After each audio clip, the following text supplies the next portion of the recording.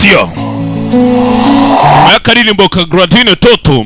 ati Mayday Rasheli twirira shonga ibisanzwe bahise War Machine 2026 filime yaciye ahantu hose nimba mwana nayirebye muve kumbeba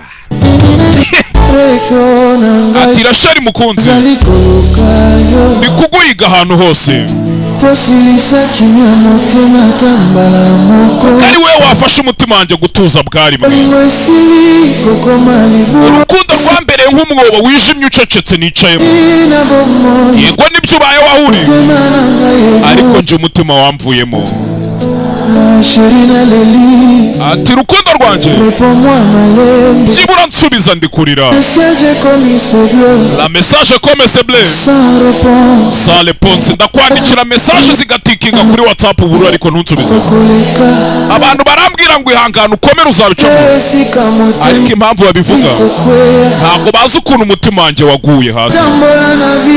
ati meze nk'ugenda mu mujyi ukunyibutsa byose aba ari wowe ariko ntugihari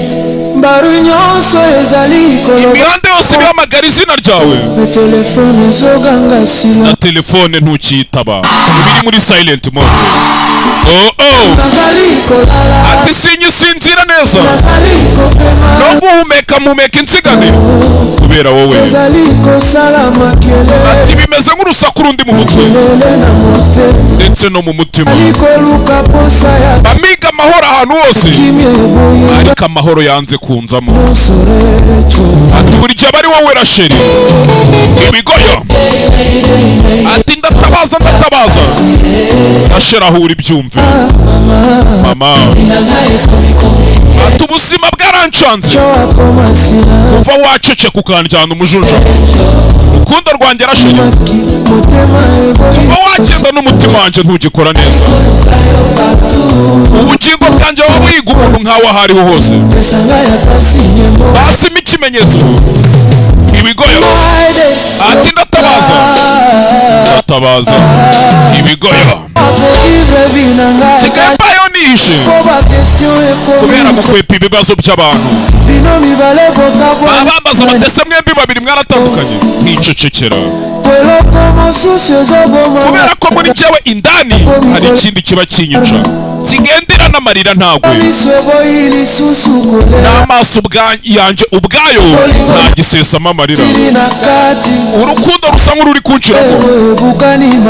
meze nka cya kirahure kimeneka gake gake urukundo rwangize ku kindi kintu Rasheli ni wowe uri gutuma tutaba kumwe ndi mu bantu benshi ariko meze nk'uri njyenyine kubera ko kuba udahari ubwabyo ntago bimfasha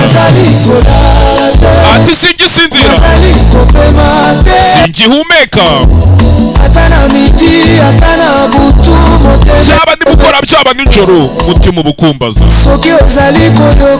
byibura uri nimba uri kunyumva ukuntu umeze Rasheli siga muhamagara Rasheli nta kimwitaba yamufatanye n'umukobwa baryamye Rasheli ni wewe washyize umwanya hagati yanjye nawe bandi mu bantu benshi ariko nkaba meze nk'uri njyenyine kubera yuko kuba udahari nta kintu na kimwe bimfasha Rasheli ati singisinzira singihumeka byaba ku mugoroba byaba mu gicuku umutima uba ukunyibutsa byibura aho uri nimba uri kunyumva rwanda kwinginze untabare Rasheli okay ndatabaza Rasheli yagifatanye n'undi mukobwa none kiraho kirasabye ati ubuzima bwarancanze kuva watangira kunceceka na Rasheli urukundo rwanjye Rasheli bisa nkaho roho yanjye iri kuva mu mubiri igiye kugushaka urukundo rwanjye basima agasinye kandi mpamo ikimenyetso kimwe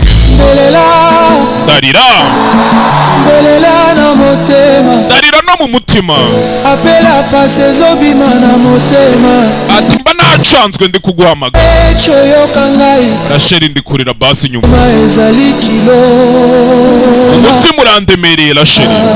agahinda kari kurya Lecho cyangwa se Rachel ati mbega uburibwe bundimo aho cyose baba bari kukumbaza bambaza nimba batese musore muracyakundana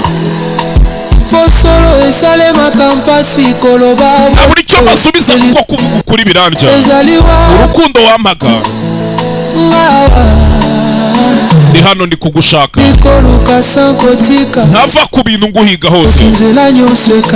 ikibazo n'imihanda imeze nk'ayifunze gusa igihe cyose mba ngufite mu mutima Rachel kabone n'isi yose yanyanga ubizi ko ntawe uzagukunda nk'uko nagukundaga Rachel kubera ko urukundo rwanjye rwari rwihariye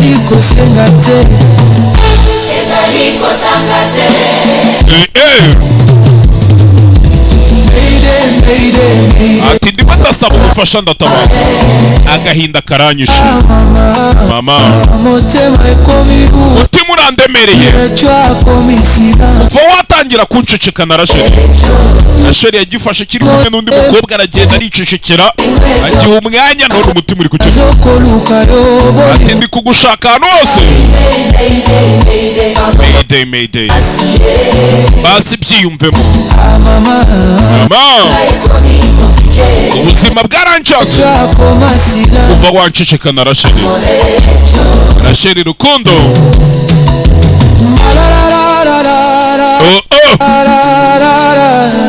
Rachel ariko